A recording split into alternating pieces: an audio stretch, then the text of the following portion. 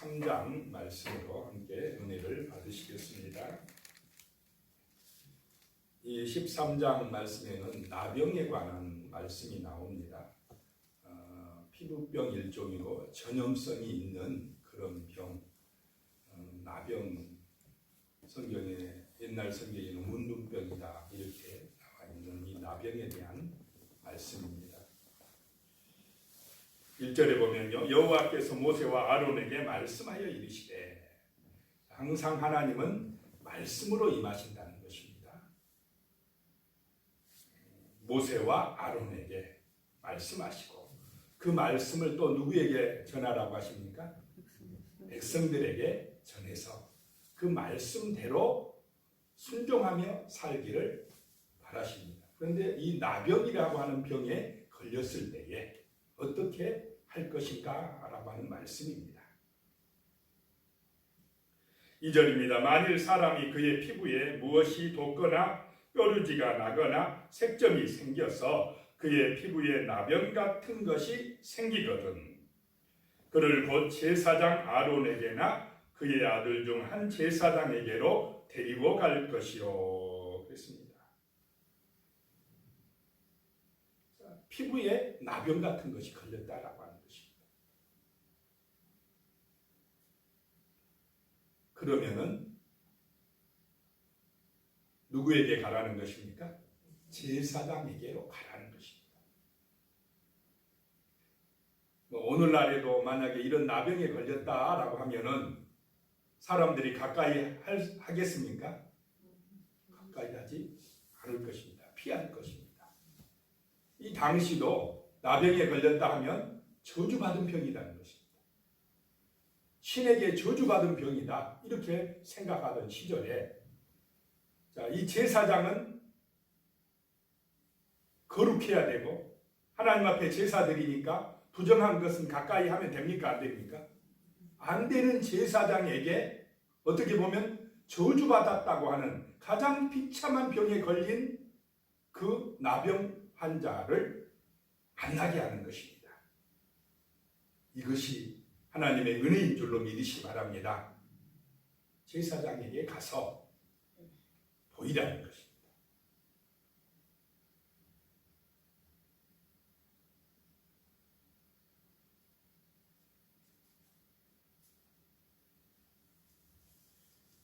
사절 말씀에 보면 피부에 색점이 희나 우무가지 아니하고 그 털이 희지 아니하면 제사장은 그 환자를 이레 동안 가두어 둘 것이며 제사장이 보고 진찰을 한 다음에 격리를 시키는데 며칠 동안요? 일주일 동안. 이 중요한 진단을 할 때 이 전염성이 있는 걸 진단할 때 바로 결정하지 않고 일주일간 격리를 시킨다는 것입니다. 오늘날 뭐하고 비슷합니까 지금? 코로나 전염병하고 일주일간 격리를 한 다음에 그 상태를 다시 일주일 후에 와서 다시 진단하게 하는 것입니다.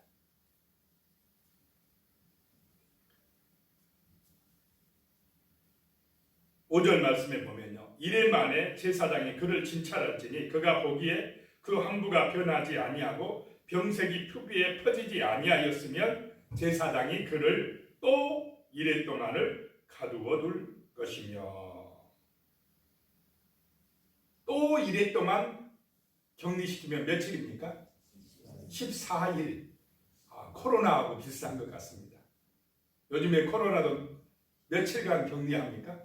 14일간 격리시켜가지고 증상이 없거나 하면 그냥 이제 집으로 가게 하는 것과 같습니다. 이 성경에서 오늘날 이 코로나의 격리처럼 14일 격리하는 것이 벌써 하나님의 말씀으로 이렇게 실현되고 있다라고 하는 것을 보게 됩니다.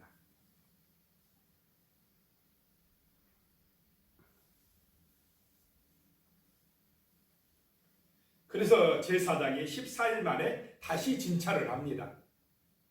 제사장이 그 병을 잘 보고 판결을 하는데 제사장이 정하다 하면은 그 사람은 정하게 되는 것이고, 제사장이 부정하다 하면은 이제 그 사람은 격리돼서 평생토록 혼자 살아야 되는 것입니다.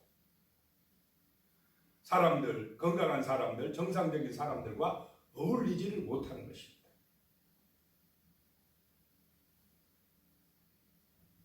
제사장의 판결이 중요하다는 것입니다.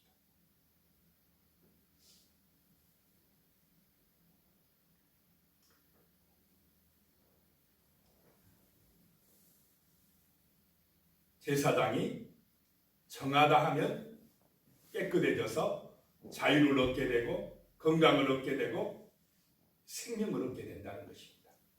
제사장이 부정하다 하면은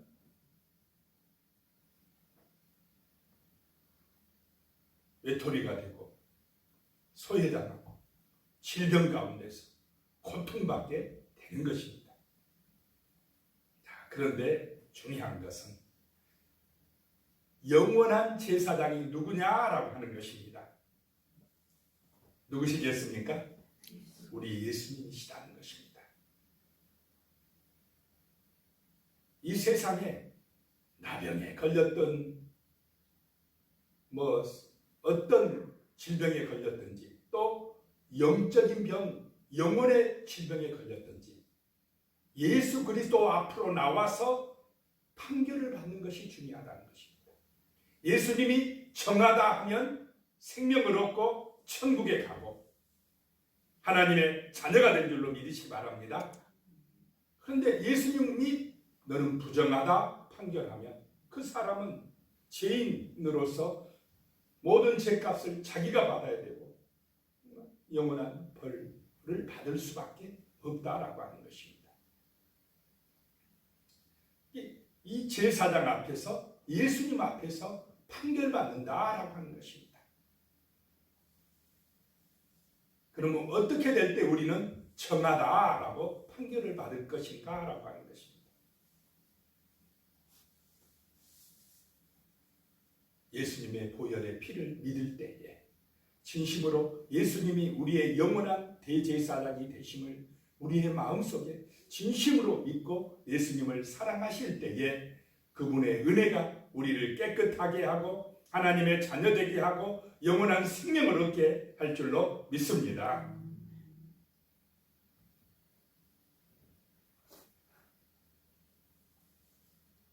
이 제사장의 판결이 중요하다는 것입니다.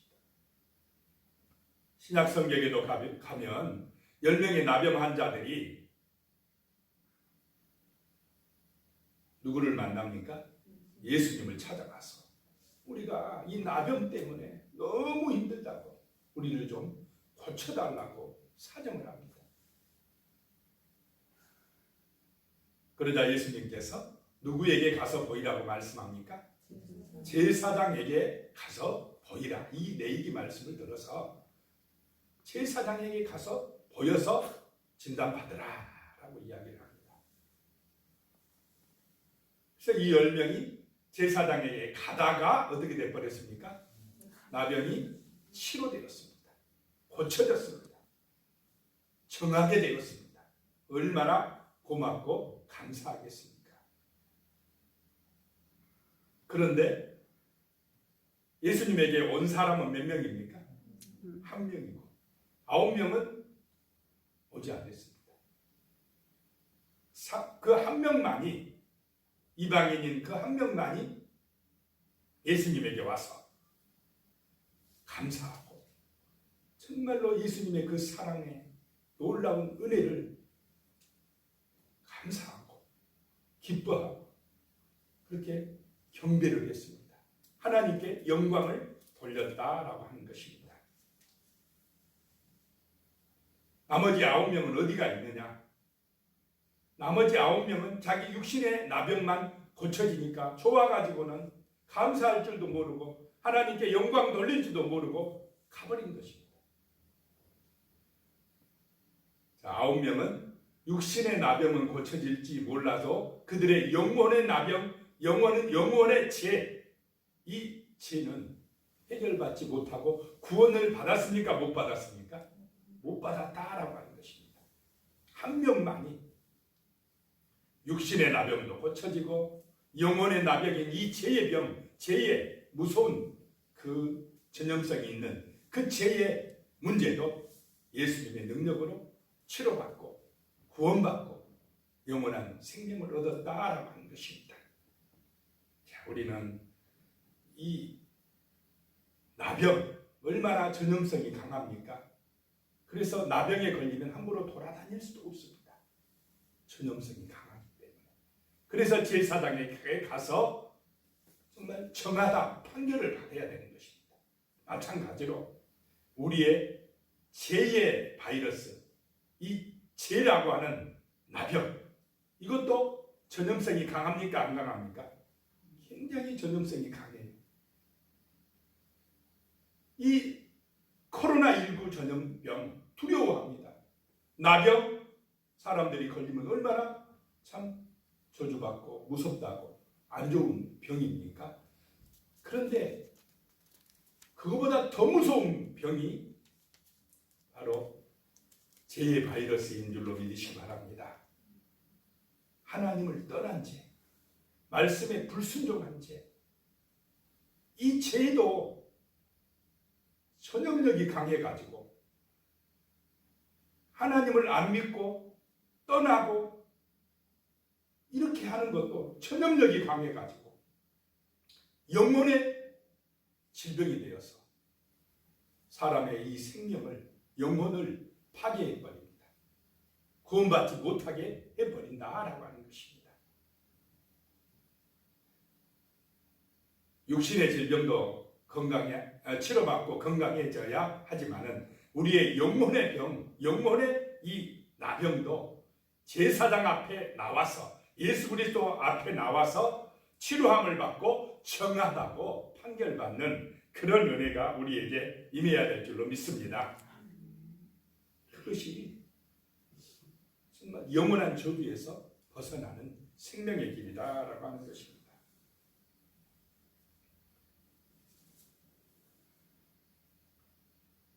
하나님의 놀라운 은혜가 우리에게 임하여서 정하다 판결을 받고 날마다 감사와 기쁨으로 살아가시기를 축복합니다. 기도드리겠습니다.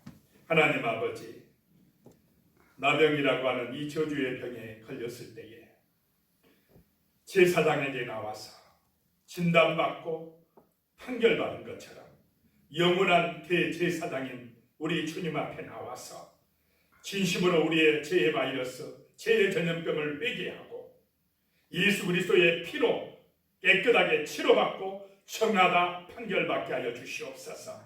그래서 우리의 삶이 거룩하고 주님을 본받는 사랑의 삶이요 세상에 빛이 되는 아름다운 삶이 될 수 있도록 주여 오늘도 함께 하시고 힘을 주시고 은혜를 주시옵소서. 예수님의 이름으로 기도드리옵나이다. 아멘.